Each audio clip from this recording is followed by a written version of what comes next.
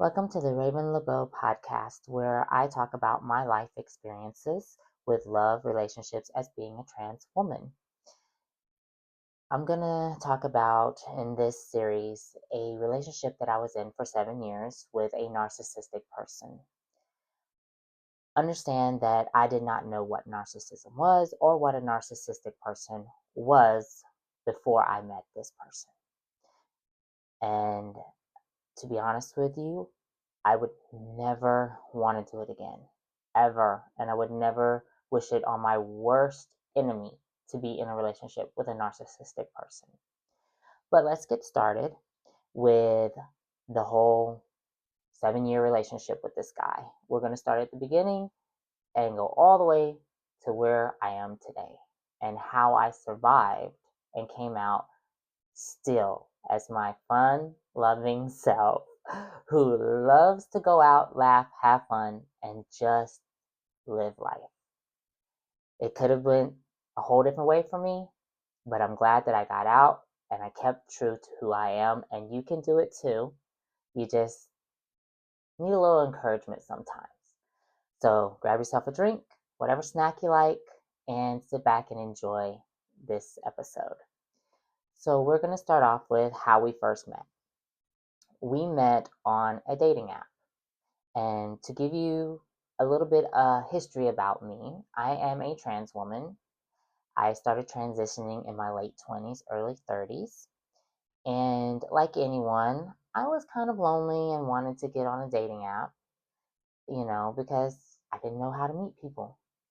So I got on some trans dating apps and I started talking to people. Now, not everybody on those trans dating apps are actually looking to date, they're looking to belittle you and degrade you. And I found that out real quick and the hard way. There were some really bad conversations on there, and I'll just tell you, just be prepared if you're a trans woman and you're dating on these apps that you're going to get people who will say really nasty things to you. But there are other people that are really actually looking to date trans women, and some that are just looking to treat you as a fetish or a sexual object for their experience, for their first time. They want to try you out, like you're just something to try out, like, oh, I'm trying sushi for the first time. Didn't like it. Okay, going back to what I know. That can be discouraging for any person, whether you're trans, straight, bi, gay, that, I'm just trying you on kind of thing. It's annoying, but it's part of being trans, and the fact that sex sites have fetishized it so much that men look at it and think, oh, that's what it's like to be in a relationship with one. It's really not. Trust me, we are just like any other human being trying to find love and sex, depending. I'm just saying, maybe you just want to find sex, that's fine. But some of us, we just want to find love, and be respected. So, getting into the story with the narcissist, I met him on a transgender dating app. And we started talking, and it seemed like we had a lot in common. And just so you know, I did not know that he was a narcissist. I did not know any of this at the time. He just seemed like a normal person, wanting to be in a romantic, loving relationship. So I talked to him. We talked on the dating app for a little over a month before we exchanged phone numbers. Once we exchanged phone numbers, we started texting and talking on the phone. I worked the overnight, so he would call me when I got up and was getting ready for work. He would talk to me while I drove to work. Just getting to know each other, and it was great. It was wonderful. Then I would say maybe a couple weeks into talking on the phone and sending text messages, I received photos, and we all know what they were. Junk, of his junk. Let's just put it that way. They were photos of his naked body, his junk. Were they nice? Yes, they were nice. Um, but was I prepared for them? Was I ready for them? No, I was not. Did I ask for them? No, I did not. So it kind of threw me off guard, and that should have been red flag number one. But unfortunately for me, at the time, I didn't know what red flags were. I just thought it was, normal, being that I grew up gay. You know, what we do, we send pictures of our junks, because we're just looking to hook up most of the time, as gay people. And even when we're looking for a relationship, we send naked pictures most of the time. And that was normal for me. But when I started transitioning into a woman, I didn't like that part of it. I kind of just wanted normal pictures, and stuff like that. But I got X-rated pictures, and then was pressured into sending pictures back, which I really wasn't comfortable with my body at the time because I had just started transitioning, and I was trying to get comfortable because most of my life I hated my body. I hated the fact that I had male genitalia. I hated the fact that I didn't have curves. I didn't have an ass. I didn't have breasts. I just hated my body. I hated who I was. As I started my transition, it was a while into it before I was comfortable with my body. But as I was talking to him, I was not comfortable at that time. I was still getting used to my body. And he kept insisting on getting pictures, wanting to see what I looked like, without my bra and all this on. And so I had to tell him that what he had seen in the pictures that I had sent him were fake breasts because I felt more comfortable when I went out in public if I had fake breasts on. So I looked more like a woman, which was my ultimate goal anyway. I wanted to blend in, I wanted to be a female. And so I told him that unfortunately, I don't really have breasts. I just have like little lumps, that's not even an A cup if you want to put it into a size. Um, and he was like, "It's okay. I just want to see. I just want to see." And I still felt kind of uneasy, pressured, but I took the pictures and I sent them. I tried to make them look bigger than they were, but unfortunately for me, that was not an option, really. And so I sent them, and I was very uncomfortable waiting for the response because I had never really sent pictures of myself like that to anybody I was talking to on that app. So when he came back and said that I had a beautiful body and everything, and he complimented me, I felt better. I felt attractive. I felt like, okay, he sees me. So I felt really good. So then we would send pictures back and forth, of different poses and stuff and different things that you do when you're sending pictures like that. And I felt comfortable because he would say he liked them, he liked it, and it made me feel good about myself. So pictures aside, we kept talking and we kept sending normal pictures. We video chatted a bunch. And we were supposed to have our first meeting when he went on vacation to see his family. He was going to make an extra stop to where I lived to meet me for the first time. To say I was a little nervous about that is an understatement because I had never really met somebody uh, from the app. I talked to them and it never led anywhere. This would be the first person that I met from the app, actually met them. And I was nervous. So he says, I'll be there on such and such weekend. So he flies in to where I live on Friday afternoon. So I show up at the airport. I'm wearing a nice little skirt, knee-high boots with a nice heel on it, a nice top with my fake boobs, which, I already explained that. Uh, and the way that worked was that I bought cutlets, which you can buy off of Amazon if you're starting your transition. Bought them, bought a mastectomy bra, all from Amazon, and I put that together by putting the cutlets into the bra and then putting a push-up bra on top of that so that I could use my cleavage that I had to make actual cleavage through the bras, and then a sports bra to just pull it all together. To say that my back was killing me through my transition is an understatement, but it looked authentic, it looked real, and it made me feel like I was an authentic girl, even though I was still transitioning and hadn't had any surgeries or anything. And the fact that he didn't mind that made me feel even better. made me feel great about myself and my transition, and finding somebody who actually wanted to be with someone like me.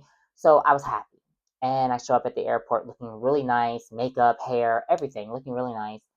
And he gets in the car, um, and he just takes one look at me, and it's like he gives me that look, like that look when they want to eat you up, like they just want to lick you up and down. And I kind of felt uncomfortable. I'm not gonna lie. I was like, okay. And then he smiled, and I felt a little bit easier, but I was like, am I about to get like jumped in this car? I don't know, I'm just trying to be cute and sexy, be myself. And I'm getting this look like I'm about to be torn apart. But I laughed it off. I, talked to him, we put some music on, we drove to the hotel. We get there. It's too early for him to check in. So I think it was maybe the room wasn't ready. There was a couple more hours before he could check in. So I told him there's a movie theater around here. We can go to the movies. And that'll kill time. And then we can come back and check in.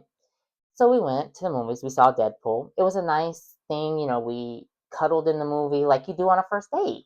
So I was feeling comfortable. I was feeling great. And we finished the movie. We went back, checked into his hotel. We got into the room. He's like, we're gonna go for dinner. And I was like, okay, so I'm gonna go in the bathroom and I'm gonna freshen up. And I went in the bathroom, to freshen up, to make sure that my lipstick was back on and everything. And I'm feeling really good about myself. We're gonna go have a nice dinner. We're gonna talk. Get to know each other more. Well, I come out of the bathroom, and he is butt naked, stroking himself rock hard with porn on his laptop. I didn't know what to do at that point. I was just like frozen there, and I didn't know what to do. So I just looked at him for a minute, and then I just went with the flow, I guess you would call it. I let him undress me. I let him have his way with me. There was some passion, in the beginning of it, and I started to feel comfortable, but I was very uneasy for this whole interaction, because it didn't happen naturally for me. It was like forced on me, and that should have been red flag number two. But I just blocked it out, I guess, or ignored it, but I went along with it, and I just figured maybe it's just the first time, and we've been talking for, months, and, it's just something that happened. But I didn't feel that way on the inside. We had sex. Uh, he was watching the porn while we were having sex. Um, it was like he was trying to mimic everything that was in the porn with me. And I didn't feel anything. I didn't feel a connection. I didn't feel that passion that you feel when you haven't seen the person in a while, or you've just met them and you have that passion. I didn't have that. So we finished. He got off. I didn't. And we got cleaned up. We went to dinner. We had normal conversation. And I was uneasy. I'm not gonna lie, but I was still my happy, bubbly self like I've always been. And I was talking, and we were talking about him. We were talking about me. We went to a nice restaurant and ordered, a nice meal. And so we get back to the hotel, and the first thing he wants to do is have sex again. And I'm like, all I really wanted to do was just like chill and cuddle with him, and kind of get like in the mood. No, he just wanted to go to town. So again, we stripped down and we had sex again. Again, in the beginning, there was some passion, but then it fizzled out. And it was all about the show and the positions and how he was maneuvering. And I was very uncomfortable yet again. And it, it still didn't register. I don't know why. It wasn't registering in my brain at the time, that this is not good. This is not the way it's supposed to be. Uh, but I ignored it.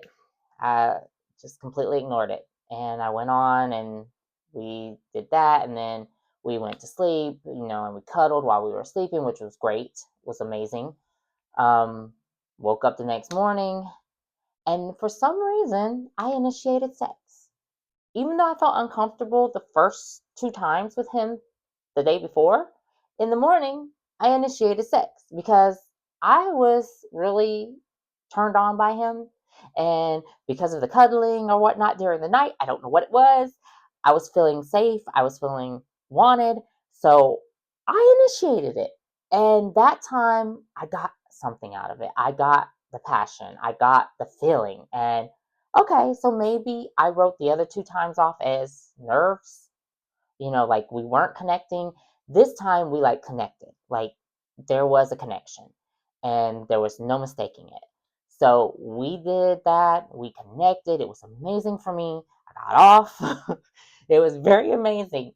And then we got up, we got dressed, we went out. I showed him around the city, um, and everything that I lived in. But there was something that he did when we were out and about in the city. We would be in different locations and he would scream at the top of his lungs this town's name. I'm not going to mention the name of the town or anything like that, but he would scream it out and hold it out like a note that you're singing. And people would jump and look like, who is this crazy person? And for me, I've never had somebody do that around me. So I was kind of embarrassed. And being that I was just transitioning, I was not trying to call attention to myself at all. I was trying to stay where I was not, um, intentionally, I was not. I did not want to draw attention to myself. In the early stage of transition, I didn't want to draw attention to myself at all. And yeah, that really got under my skin. But I didn't bring it up. I just laughed it off like, okay, maybe that's just his quirky humor, his personality. So we walked around the city and, he's like, well, I'm getting kind of hungry. Is there somewhere to eat? And I wanted to go to this really nice sushi spot, but unfortunately, I think it closed and I couldn't find it. So we went to a bar instead, which would not have been my first choice, but come to find out later on that he's a very big bar hopper. So, yeah, his first choice would have been a bar. So we went in. It was a nice bar, in the city, and we went. We had drinks, we had food, we talked, and that's where we talked about how we wanted to have a relationship. We wanted to be together. Basically, we wanted to be monogamous and be together. And he was telling me about his past relationship and how that one was, and kind of like getting me to feel something for his trauma that he went through. And I, as an empath, feel for a lot of different people, a lot of different situations. And of course, I felt for him, and I felt bad. And, I told him that that was a bad thing, and that, he deserved better and stuff like that, you know, because I felt that because I had been through relationships that were bad too. And I talked about my last relationship and how, he up and left me in the middle of the night and just left a note, and then how we became friends, and we have stayed friends. Even now, we are friends. But, I don't hold any ill will to any of my exes. I never have and I never will, except for this narcissistic ex. And we will get into why as this progresses further. But for now, we were in the honeymoon phase, basically.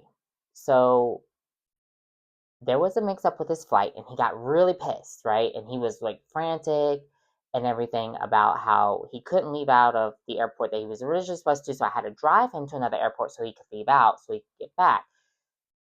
Right then, him throwing a tantrum like a 2-year-old instead of fixing it like an adult should have been another red flag and a sign to me. But I didn't know what a narcissist was, and I didn't know what the things were that they did, as you know. So I just wrote it off as he was frustrated and he was trying and he didn't know where he was at and all this, building up, an aggravation, which I can understand. You're in a place, you don't know where you need to go, you don't know how to get to, the flight. So I calmly said, look, I know that airport. I can drive you to that airport. We can get you on the flight and there'll be no issues. So that's what we did. And then when we were saying goodbye at the airport, there was like no feeling from him whatsoever. Like, it was like, okay, I tapped this booty, I'm good kind of feeling. But there was like no really like long hug goodbye, like I'm gonna miss you kind of thing. It was just like, okay, I've met you, I'm good, we'll talk kind of hug. And I kind of felt confused and I didn't know what to do. And I drove home. And as I'm driving home, I'm thinking about the interaction and I'm thinking, well, damn, was I just a booty call? After all the conversation that we had, was I just a booty call? And that went through my mind. So when he called me later that night, I asked him, I said, was this just a booty call for you? Or is this like, are we doing a relationship thing? Because the way I feel after this weekend, it was like a booty call. And he was like, no, I just wanted to meet you. And I was really excited to meet you. And, I just was really turned on by you and all this stuff. But as I'm thinking back to the 2 days that we spent together, while he's going over all this stuff, I'm thinking in my head, well, I don't think so. I think I was a booty call because we went to a porn shop, bought stockings, you dressed me up like the actresses in the videos so that you could enjoy sex more. I'm thinking all the stuff that I wasn't thinking at the time. Now I'm thinking it because I'm looking back and I'm seeing it. And I'm really, really thinking I'm just a booty call. That's it. But that wasn't the case to him. According to him, that wasn't the case. He really wanted a relationship. It just happened that way because he had so many feelings. Okay. I wrote it off as that. But as we continued to talk over the next couple of days and the week or whatnot, and I was going out with other people, just like he was going out with other people, because we agreed, after we met, that we would do a year where we would just talk to each other, get to know each other, and we could still, be with other people, that were in our area.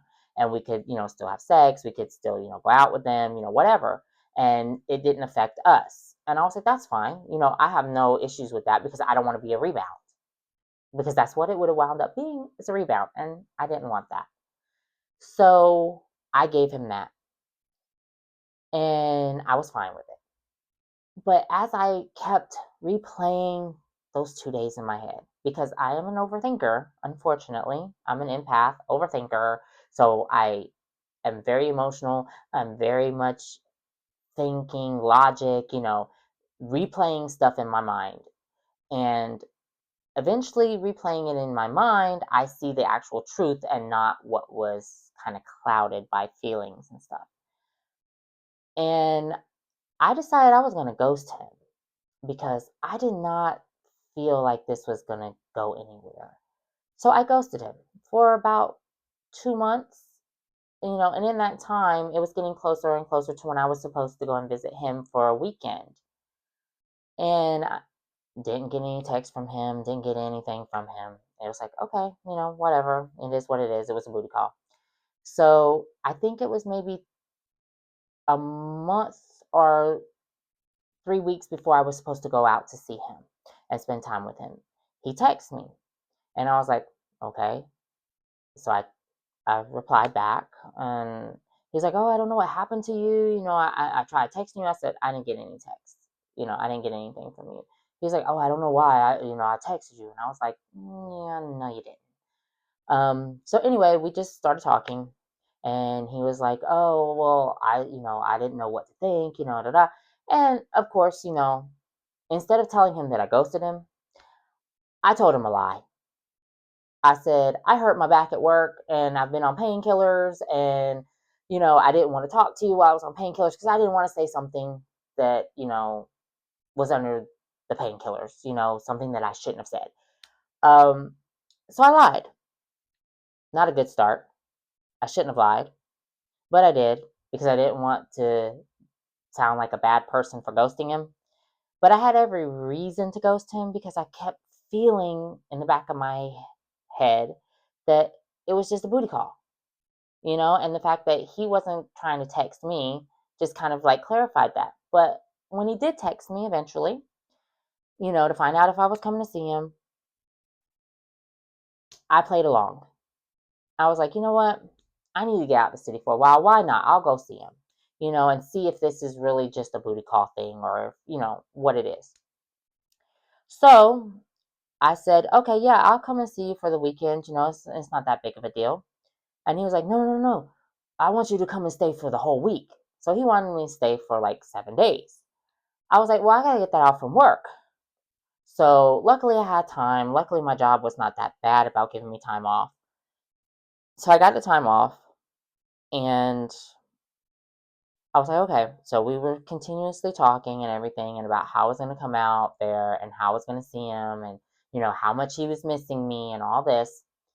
And I was like, okay, and I did kind of miss him and I kind of missed talking to him and I kind of missed, the kind of connection that we had over phone and texting. But the in person connection was not quite there for me. But I was willing to give him another chance to see if maybe it was just because, it was that first meeting, it was the first weekend, it was kind of like an all rushed kind of thing. This time we would have more time, and we would be able to take our time and communicate and everything. So I told him, yeah, I'm still coming out. And he's like, great, we're going to do, a whole week. And he was telling me that he was going to take me to the coast, and all this. And I was like, okay, nice. I like going to the beach and stuff. So, he was telling me, a little bit about what, we were going to do during this time. And all I really wanted to do was just like talk to him, get to know him, see what kind of lifestyle he lives, by being in his place, which I was very nervous about being in his place by myself, so far from home, with no one there, to save me if something went wrong. But I'm a very independent woman. I'm very strong, you know, and I said, I can do this. And I did. And I did trust him a little, but at the same time, I didn't trust him completely, if you know what I'm saying, if you know what I mean. And I decided that, I would go and see him. So we talked and everything, and we had it all set out. I told him, when the flight was going to arrive and everything. So I've just, I don't know. I was feeling kind of happy that, we reconnected, that we were going to do this trip. But somewhere in the back of my mind, there was still that feeling of being a booty call. And maybe this was an extended booty call kind of thing. But I didn't know what to expect. I didn't know if it was going to go where I wanted it to go. But I wanted to give him a chance to, make up for those couple of days, and the initial meeting, and to see if maybe we were on the same page. Because maybe it was just nerves. I didn't know. Maybe it was just nerves. Maybe he was nervous, because we had been talking for months. But I gave him the benefit of the doubt because that's the type of person I am until you prove me completely wrong. But that'll come later. And in the next episode, we'll talk about how I came here and met him and what we did during that time. So, like the video, subscribe, follow, and we'll continue this podcast in the next episode. Have a good day. Bye.